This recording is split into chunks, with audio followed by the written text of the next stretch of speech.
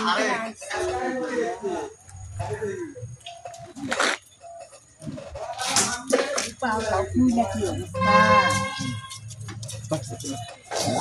छाड़े हाथ छाड़ो का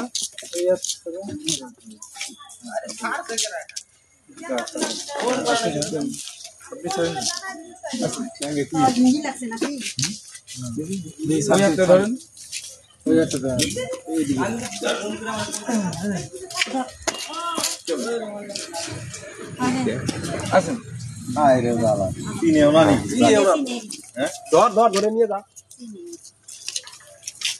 কখন ধরে ওদিকে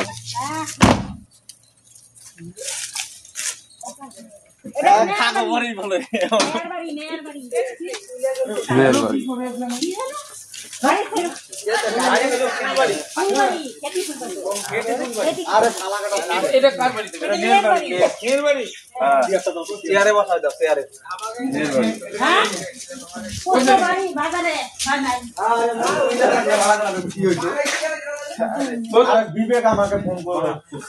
হ্যাঁ আমি বাইরে থেকে গেছি মানে তুই যাওয়ার পরে মানে দেখছিস নাকি আমার বলতে ডাইটে নিয়ে আসছেন তুই আমার গাড়ির সামনে হ্যাঁ বাড়ির লোক কে আছে গার্জিয়ান কে আছে ছেলে আছে ওই ছেলেকে ডাকেন তো একটু এখানে নাই তো কোথায় এইখানে বর্তমানে ওনার মেয়ে আছে আর হচ্ছে এই যে নাতি হয় তাই আর মেয়ে তো এখন নাই বর্তমানে কাজে আছে আচ্ছা আর ওই মেয়েকে নাতি এই যে আরে লাগবে না এটা আরে লাগবে না আরে তুমি তো বলতে পারছো না যে কোথায় যাবো আরেকটা চেয়ার রাখলো তো হ্যাঁ বাড়ি থেকে বার করে দাও ও কিছুই বুঝতেই পারছে না বলো তো আপনি কোথায় পেয়েছেন হ্যাঁ আপনি কোথায় পেয়েছেন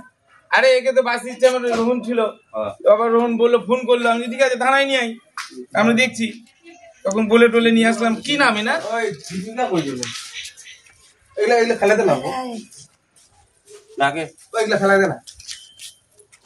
খেলাতে কেমন আছো ও সাড়েই ছিল আচ্ছা কি নাম মাসি ভাইয়ের পুষ্পমণ্ডল পুষ্পমণ্ডল না পুষ্পমণ্ডল না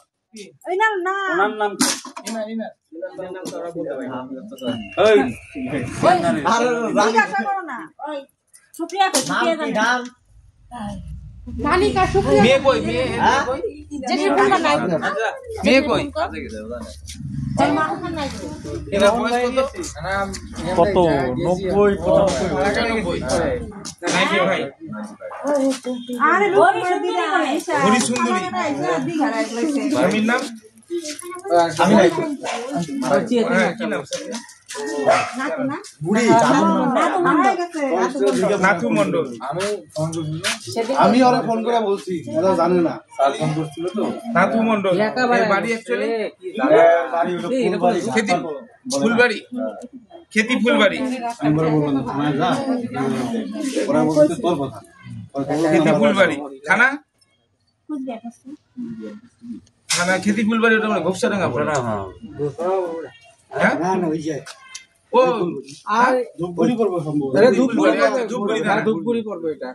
এটা মাছে ডাবি আর ঘোষাডাঙ্গায় পড়ে ঘোষাডাঙ্গায় পড়ে এর নাতি কই কি নাম রূপকুমার মল নাতির ফোন নাম্বার বলো 8967257829 আচ্ছা ও কেন আজকে গেল এখান থেকে কারণটা কি ও আমরা ওখান থেকে আসলো ওখান থেকে তো বলতে পারছে না যে কোথায় যাবো এখনো কিছু বলতে ও তো বাস স্ট্যান্ডে বসে আছে এবার আমার চোখে পড়লো এদের চোখে রোহনের চোখে পড়লো বলেই তো আমরা জিনিসটাকে ওকে নিয়ে আসতে পারলাম বিভিন্ন জায়গায় ছবি পাঠিয়ে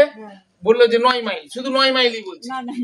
আমি বিভিন্ন জায়গায় পঞ্চায়েতের সঙ্গে যোগাযোগ করলাম তখন ও বলছে বাড়ি এখানে 9 মাইলেই নিয়ে আসেন তখন এখানে জানা গেল যে নাতির বাড়ি এটা অ্যাকচুয়ালি মেয়ের বাড়ি কোথায় এটাই না মানে ওইখান থেকেই এসছে ও আপনারা জানেন না আচ্ছা ঠিক আছে নাতিকে বুঝিয়ে দিলাম দিদাকে ঠিক আছে দেখে রাখেন হ্যাঁ আর হ্যাঁ আমাদের স্যার তো অনেক সামাজিক কাজ করে ঠিক আছে এই স্যার তো আজকে দিলীপ স্যার হইতে উনি এই বাড়িতে আসলো আজকে ওনার বাড়ি হলো খেতিফুল বাড়ি ও 9 মাইলে ওনার মেয়ের বাড়ি আছে দিলীপ স্যার যোগাযোগ করে সামাজিক ভালো কাজ করলো একটা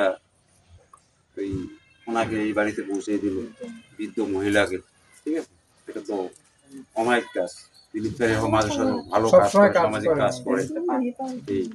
ঠিক আছে, আগামী দিনেও যাতে হ্যাঁ, আমরা এরকম দেখতে কাজ পাই হবে, কাজ। ঠিক আছে? স্যার সবসময় অলওয়েজ এরকম কাজ করে ঠিক আছে। থাকেন, সামাজিক সোশ্যাল ওয়ার্কার। এত চাপে থাকাকালীন এত সুন্দর কাজ